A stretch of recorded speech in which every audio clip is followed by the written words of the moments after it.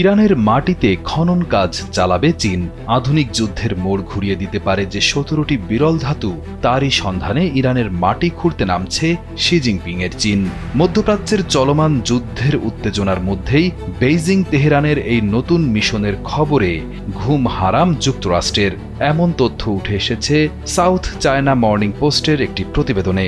চীনের national natural science foundation এবং ইরানের বিজ্ঞান ফাউন্ডেশনের সঙ্গে চলতি বছরের যৌথ কর্মশালার কর্মসূচি প্রকাশ করা হয়েছে। এতে ৫টি সহযোগিতার ক্ষেত্রের মধ্যে রাখা হয়েছে রেয়ার আর্থের অনুসন্ধান।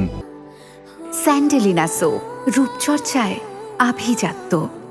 রেয়ার আর্থ মূলত বিশেষ ধরনের ১৭টি ধাতুর সমষ্টি। আধুনিক যুদ্ধাস্ত্র তৈরিতে এগুলো রীতিমতো গেম চেঞ্জার।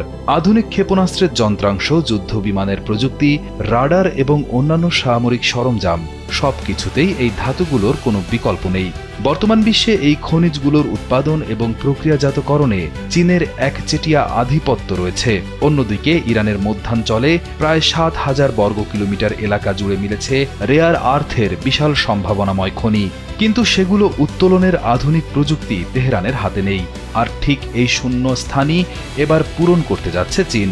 ২০১৭ সাল থেকে এই দুই দেশের মধ্যে বিজ্ঞান ভিত্তিক সম্পর্ক থাকলেও বর্তমান যুদ্ধ পরিস্থিতিতে রেয়ার আর্থ নিয়ে এই নতুন চুক্তি এক আলাদা মাত্রা যোগ করেছে।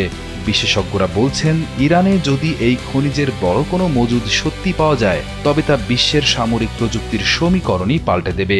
তৈরি হবে ক্ষেপণাস্ত্র তৈরির কাঁচামালের এক নতুন ও শক্তিশালী উৎস। আর ঠিক এখানেই কপালে ভাঁজ পড়েছে যুক্তরাষ্ট্রের। চীন ও ইরানের এই যুগলবন্দি আগামী দিনে আমেরিকার জন্য কতটা চিন্তার কারণ হয়ে দাঁড়ায়, সেটি এখন দেখার বিষয়।